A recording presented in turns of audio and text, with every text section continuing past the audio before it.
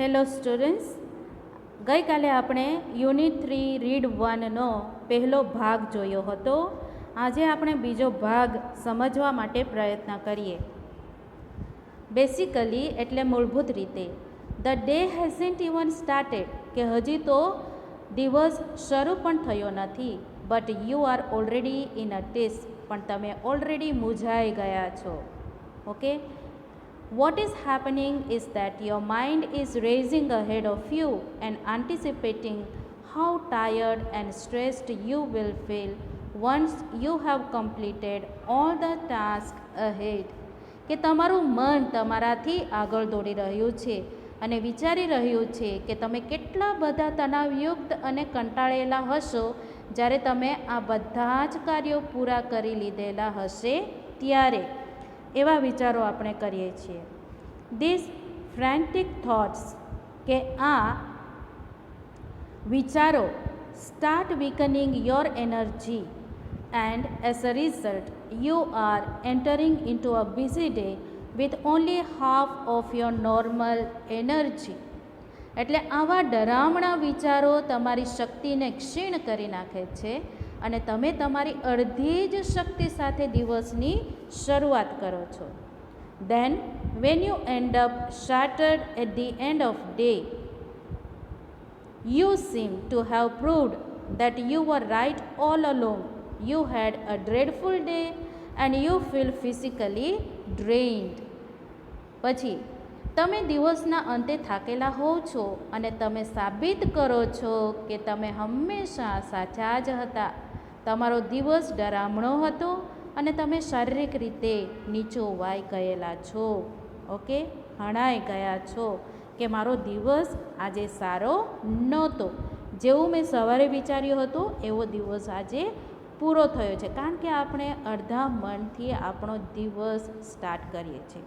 અડધું મન અને ઉર્જા પણ અડધી, એટલે કે એનર્જી, આપણી જે શક્તિ છે એ પણ અડધી થઈ જાય છે વિચારીને.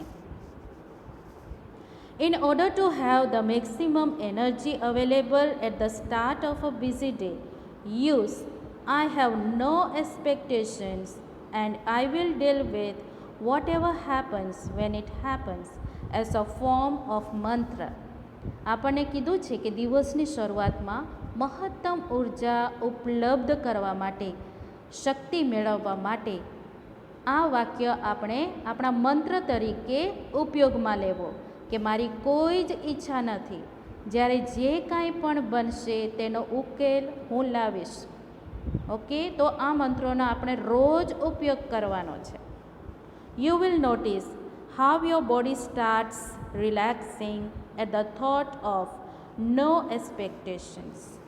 પછી તમને એવું લાગશે કે તમારું શરીર અપેક્ષા વિહીનતાના વિચારો માત્રથી કેટલું બધું આરામ અનુભવે છે. At the thought of no expectation. Okay, this relaxation tells you that you have just stopped yourself from wasting valuable energy. You will feel calmer mentally and emotionally as a consequence. તમે મનની શાંતિ અનુભવશો અને તેના પરિણામે, consequence એટલે તેના પરિણામે, આવેગાત્મક શાંતિ પણ અનુભવશો. ઓકે, અને તમે તણાવમુક્ત થવા, તમારી જાતને સંમોહિત કરવા આ પ્રમાણે કરી શકો છો. ઓલરાઈટ, તો આપણને જે વાક્ય આપ્યું છે, કે કયું વાક્ય છે જે આપણે મંત્ર તરીકે રિપીટ કરવાનું છે? I have no expectations and I will deal with whatever happens when it happens. Alright, ફરીથી રિપીટ કરું છું, યાદ રાખજો. I have no expectations and I will deal with whatever happens when it happens. હવે છે self હિપ્નોસિસ. એનો અર્થ થાય છે આત્મસંમોહન. You can use this self-hypnosis state to relieve mental stress. જો આપણે મેન્ટલ સ્ટ્રેસને રાહત મેળવવી હોય તો તો આપણે આ એક્સરસાઇઝ કરવી જોઈએ. Try the following exercise.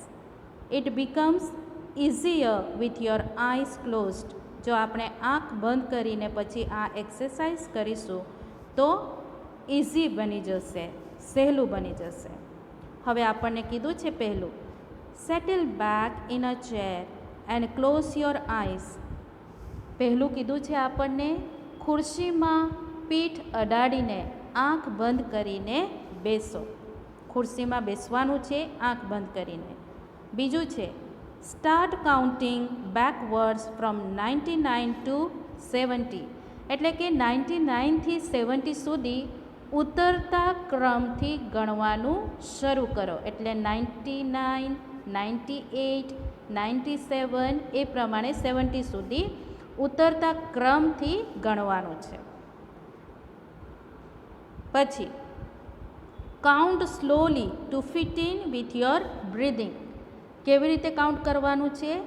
શ્વાસ લઈને ધીમે ધીમે ગણવાનું છે. હવે છે now count down from 69 to 30 while imagining walking down the steps of a beautiful staircase.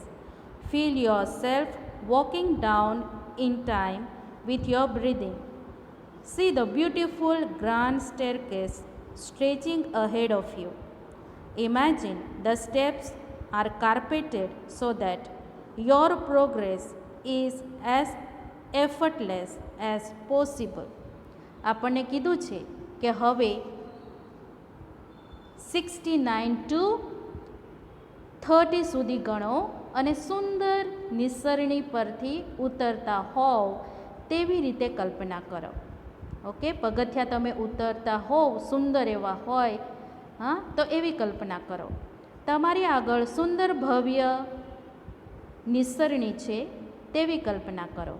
કલ્પના કરો કે પગથિયા પર જાજમ બિછાવેલી છે. ઓકે, એટલે કે કાર્પેટ મૂકેલું છે, જેથી તમારા કાંઈ પણ પ્રયત્ન વગર આગળ જઈ શકો.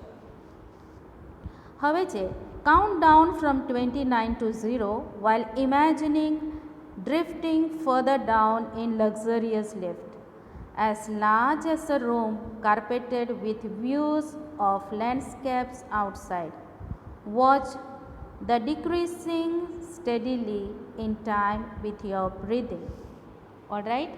હવે આપણે જોવાનું છે કે જ્યારે તમે 0 પર આવો, ઓકે, 29થી 0 સુધી ગણો અને કલ્પના કરો કે તમે આરામદાયક લિફ્ટમાં નીચે ઉતરો છો.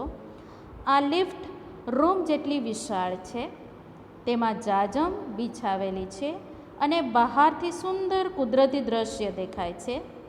શ્વાસ લેતા લેતા જુઓ તમે ધીમે ધીમે સમય પૂરો થાય છે.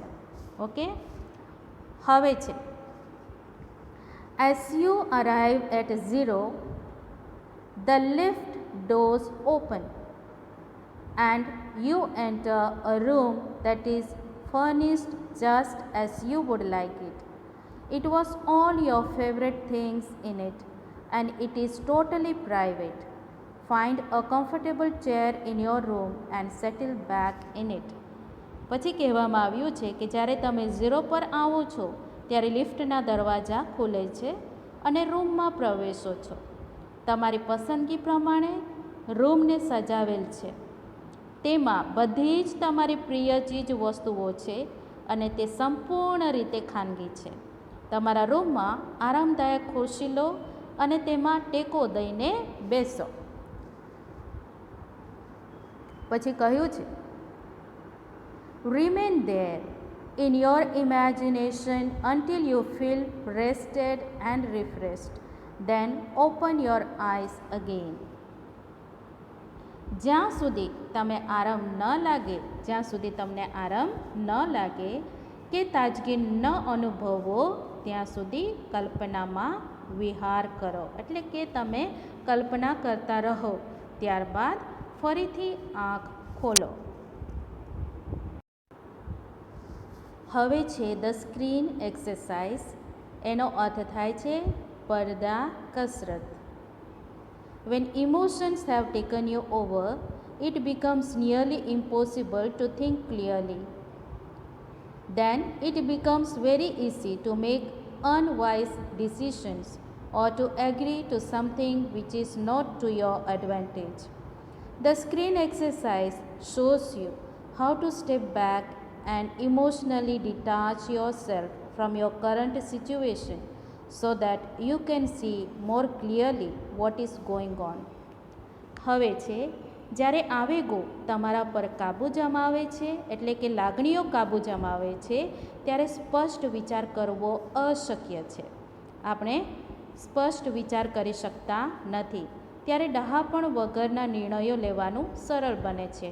આપણે જે નિર્ણયો ન લેવાના હોય એ લઈએ છીએ અને તમે એવી વસ્તુ સાથે સહમત થઈ જાઓ છો જે તમારા માટે લાભદાયી ન હોય કે આપણા જીવન માટે ઉપયોગી ન હોય એવો આપણે નિર્ણય લઈએ છીએ. પડદા કસરત દર્શાવે છે કે તમારે કેવી રીતે પાછા ફરવું અને તમારી પ્રવર્તમાન પરિસ્થિતિમાંથી, લાગણીઓમાંથી, આવેગાત્મક સ્થિતિમાંથી કેવી રીતે નિસ્પૃહી થઈ જવું, જેથી તમે વધુ સ્પષ્ટતાપૂર્વક જોઈ શકશો કે શું ચાલી રહ્યું છે. Alright. Taking an outsider's point of view and imagining another person in your situation will put a new perspective on your stress problem, so you can evaluate more calmly what needs to be done.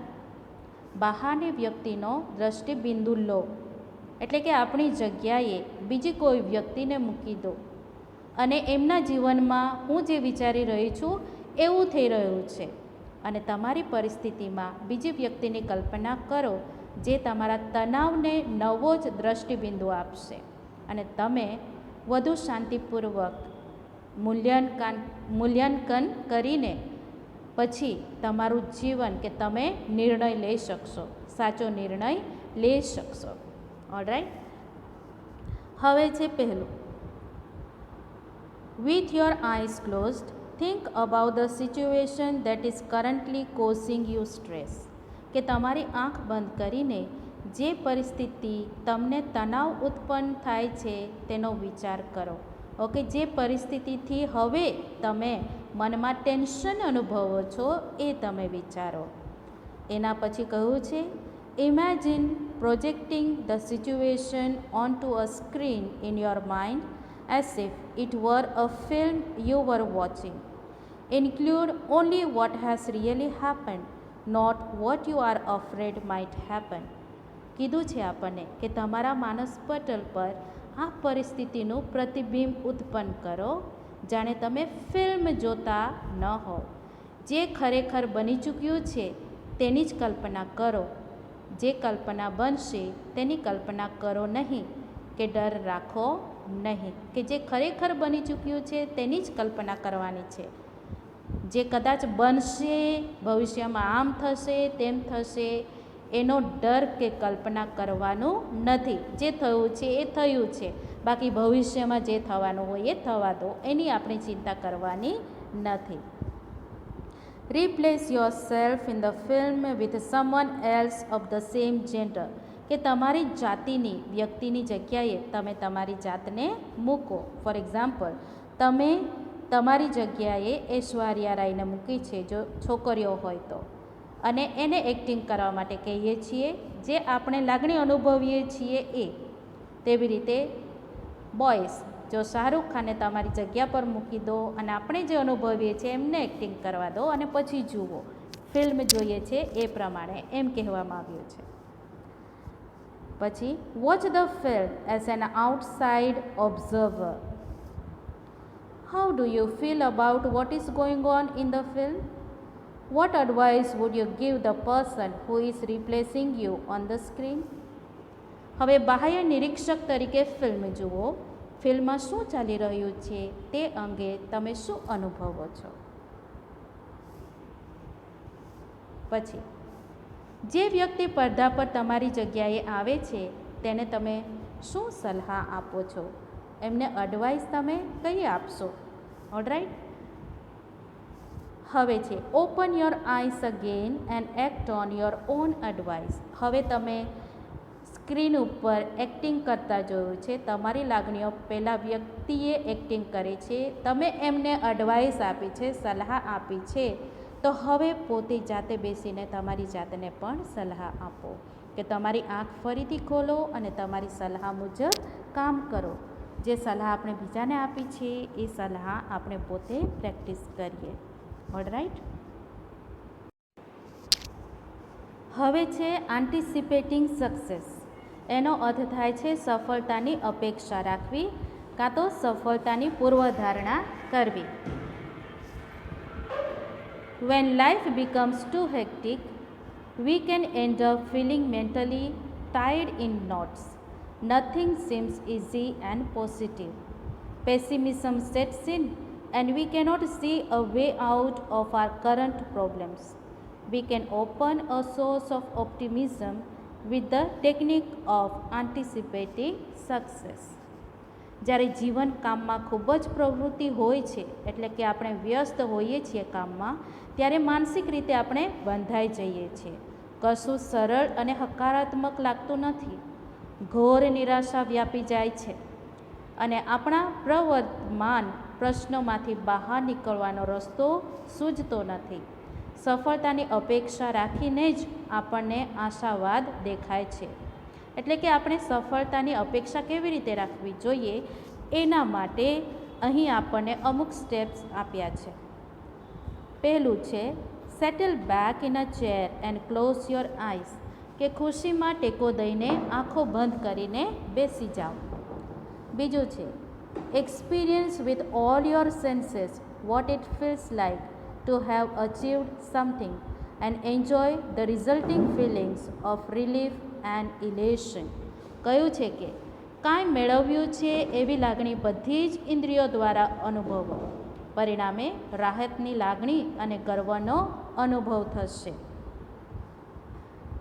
એના પછી છે hang on to the positive feelings and bring them back with you into the here and now. આપણને કહ્યું છે કે હકારાત્મક લાગણીને વળગી રહો, અહીં અને અત્યારે હકારાત્મક લાગણીને જીવનમાં લાવો. ઓપન યોર આઈસ અગેન, આંખો ફરીથી ખોલો. Make sure you don't get all tangled up in considerations about how the situation will resolve itself. It will look after itself as long as you keep your aim firmly in mind. If you stay focused on a positive outcome, you can think more clearly and you will make better decisions, which will eventually lead to the desired results.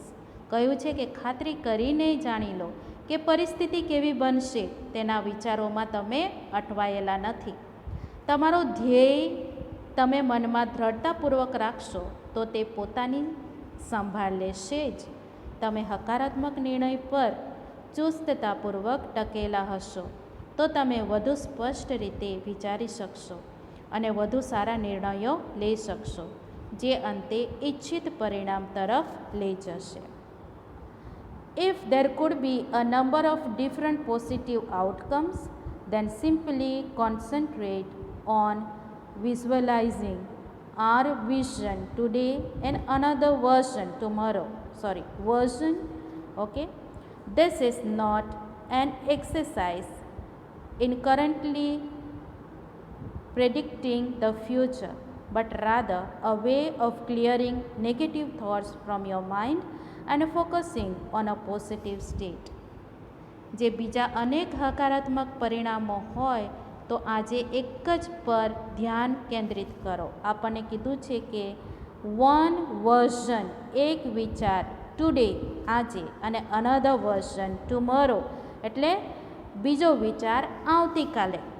એટલે એવું નહીં કે આપણે બધા વિચારો સાથે લઈને પછી સાચો નિર્ણય કરવા માટે બેસી જઈએ. ના, આજે એક વિચાર, આવતીકાલે બીજો વિચાર, પરમ દિવસે ત્રીજો વિચાર. આ કસરત એવી નથી કે જે તમે ન કરી શકો. ઓલરાઈટ, આપણે કરીએ છીએ. This is not an exercise in currently preceding the future, કે આપણે ભવિષ્ય તો પરિપૂર્ણ રીતે નક્કી કરી ન શકીએ, but rather a way of clearing negative thoughts, કે આપણામાં રહેલા જે નકારાત્મક વિચારો છે એને દૂર તો કરી શકીએ છીએ જ. Your mind and focusing on a positive state, જેથી આપણે જે મનમાં પોઝિટિવ વિચારો લાવ્યા છીએ, હકારાત્મક વિચારો લાવ્યા છે, એ આપણે નીચે ઉતારી શકીએ, આપણા જીવનમાં ઉતારી શકીએ અને નકારાત્મક વિચારોને ધીમે ધીમે ધીમે આ એક્સરસાઇઝોથી દૂર કરી શકીએ. ઓલરાઈટ, એટલા માટે આપણને અમુક એક્સરસાઇઝ આપી છે, આપણે જોઈ ગયા છે. તો વાલા વિદ્યાર્થી મિત્રો, આ એક્સરસાઇઝ તમારે શીખી જાવી. આજના માટે આપણે આ પાઠ પૂરો કર્યો છે. Okay, all the best.